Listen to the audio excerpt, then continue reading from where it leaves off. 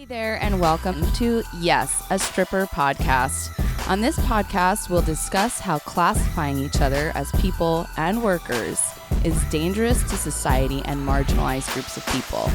We'll also talk about the climate in and outside of the strip clubs and all of the amazing things that strippers do. And of course, we'll talk about all of the things in between. I'm your queen, AM Davies, and this is YAS, a stripper podcast.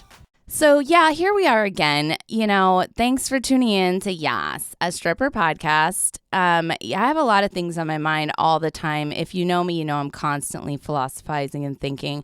And something that's been going through my head lately is about how artists and pole dancers and strippers, how resilient we are and how often we have to sort of like reinvent ourselves during this technology boom and this time of massive growth and change, like all across the globe.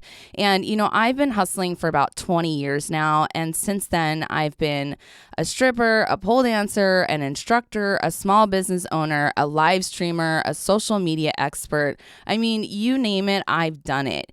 And all of my friends are like, the same. They're all constantly reinventing themselves, figuring out new ways how to survive and thrive, but by doing so, like living outside of the box, getting a job.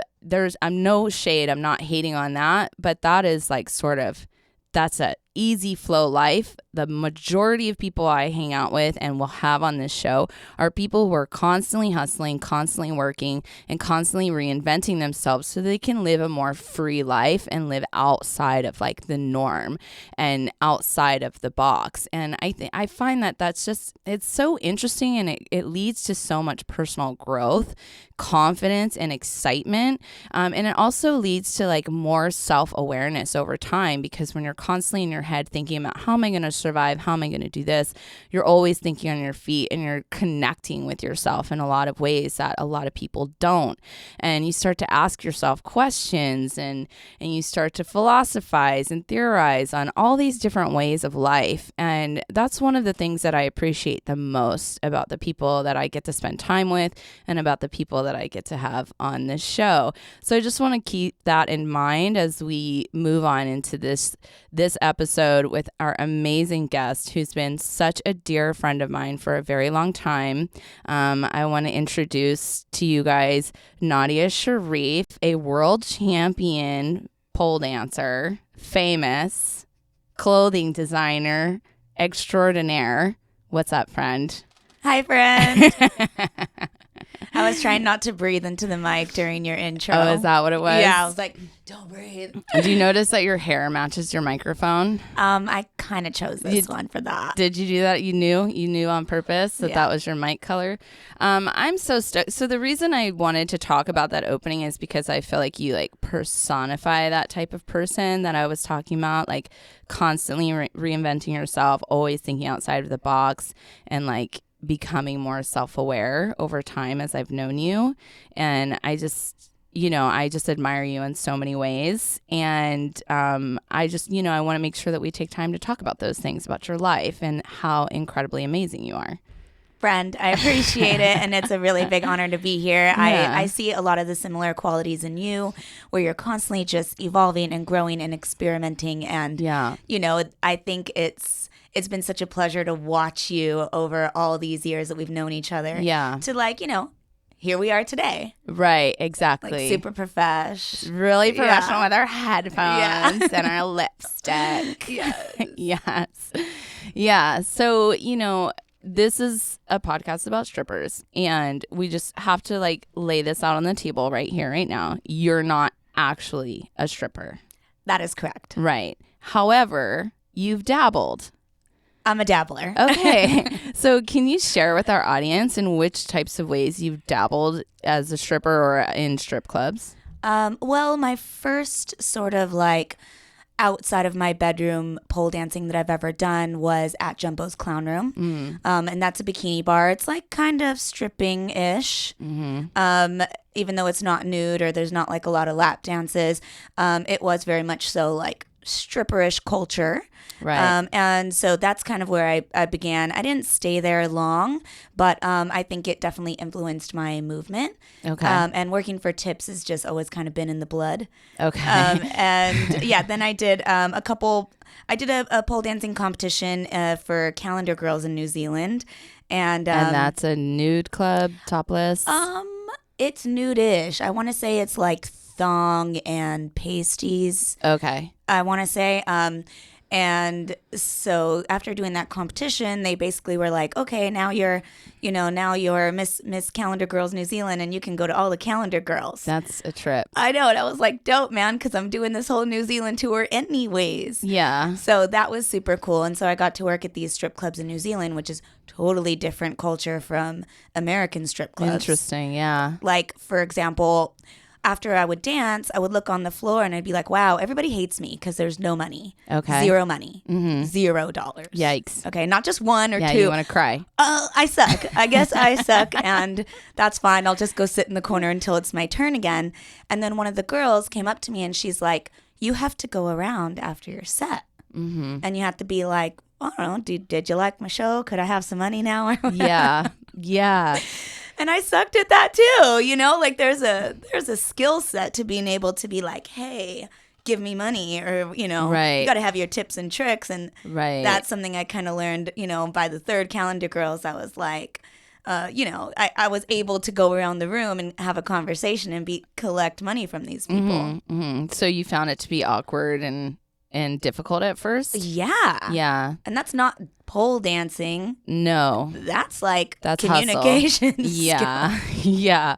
Communication, flirtation, extraction, all of those things. Yeah. That's a lot more entailed than what I'd prepared for, which was just my pole dancing. Right, right. So that was, a nice eye-opening experience as to like the different dimensions that strippers have to go through to make their money. It's not just about pole dancing and doing your dance. It's right. being able to, extract. Yeah. How to literally get them to go into their wallets, pull it out, and give you money for not trading an actual tangible product or like a service like a massage. You're just like, hi, I'm cute and I deserve money. Yeah, I'm here to entertain you, Yeah. I do think like entertainers for sure of all sorts. Like I don't care if you play the flute, you deserve money. So if you're over here looking cute, you got dressed, you got ready, you smell good, your hair looks good, your makeup's on, your outfit's kicking, and you're killing it on the pole. God, that takes time. Yeah. That's a real job. Yeah. Yeah. Yeah. That takes time. Even when people hit me up on Instagram and they're like, hey, do you sell your panties? And I'm like, I'll send them like one picture and they want all these other pictures. I'm like, pay me now. Yeah. It takes time to do that, to get the right light and get the right angle. Then I might want to edit like my skin graft scar out of the picture. Could be. You know what I mean? So, and then they always ghost at that point. So, yeah. Thanks for wasting my time. That's why I don't do that anymore. But yeah, okay. So, anything else? Wasn't there something in Florida? So I did, I think it's called Pole Champ USA or Miss Pole Champ USA. Miss Pole Champ USA. I judged that competition, and it was literally the best competition I've ever seen. Okay. So for anybody that doesn't know me or follow me, a big part of my career in the last like 5 to 7 years was traveling to judge all these competitions, and all of them were not in the strip club. They were all in theaters or, venues. And so this was the first competition that I was judging in a strip club. And now these girls have to do a 10-minute act. Okay, there's 3 songs. The first song that come out, they got all their gear. They got a $2,000-$3,000 worth of costume. Okay, it's like sequins, custom, props, and then they sort of strip down to something more like a regular sort of pole dancing wear, bikini-ish, and then they do their acrobatic act, and then their last act is like the highly sexual, like glitter oil and water, whatever, something when they lay down the towel, they get in the G-string, and it's highly sexual.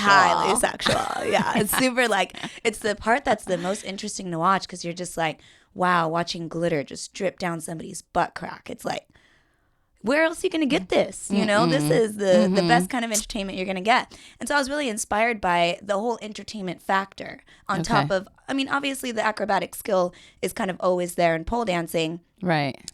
But in the stripper competition, they're not just getting some little rhinestone bullshit bikini. They are going next level on costume, props, song choice, theme. And tying it all in together to create a story and an experience. Yes. Yes. It's brilliant. Yeah. The Spearmint Rhino Entertainer of the Year competitions used to be like that. And I did that 3 years in a row. So very immersed in that culture. And it was like extremely important to, you know, make eye contact and smile. And all of your music had to flow into the next one and had to do with what you were doing on stage. And, you know, I think for me as a pole dance viewer, when I would watch these pole dance competitions, I would just get so bored. Snooze fest. So bored because they would pick one song and it was like very contemporary, which listen, no hate on that, but it's just not, I'm just coming from like the Super Bowls of pole dancing to like let me dance barefoot to like classical music. You know what I mean? Yeah. So anyway, I'm glad that you were able to see that and participate in that because you're definitely like identify as a pole dancer. Yeah. And that's how people see you. Yeah. Have people ever thought or asked you if you were a stripper before a pole dancer? Was that kind of a honestly, like I used to do dance class when I was in community college, and all the girls there used to ask me like, "Oh, are you a stripper?" And this was even before I even taught pole dancing or did pole dancing. So I think maybe people used to be like, "Oh, this girl, she doesn't give a fuck. You know, she's down." So even before you were pole dancing, people thought you were a stripper? Yes, okay. Which is weird because, like, I'm not really slutty by nature or, like, that skanky per se. I was an engineering student. You know, it's not like I was dressing up to go to school. Maybe it's because your hair was really long. Maybe. I don't know what it was. But, like, you know, so in the pole dancing world, yeah, I think a lot of people thought I was a stripper. And I never, like, told them I wasn't because I was like, well, I worked at Jumbo's and I'd be down if I had better hygiene practices or whatever. Like, you know, like it's not that I'd be opposed to it. It's just not what ended up happening. Sure. And so then I didn't want to say I was a stripper because I don't feel like I got the street cred. Right. So I don't want to claim something I'm not. You know, it's like saying, oh, I'm a doctor, but I don't have a PhD. It's like, well, you can't really. So I can't really say I'm a stripper because I didn't really do the time, you know? Yeah, totally. But I'm somewhere in between, I guess. So what do you think about as more of a pole dancer, what do you think about when you see these like comments and hear these conversations that people are having about like, you know, not a stripper or, you know, I've never been a stripper and I would never do that.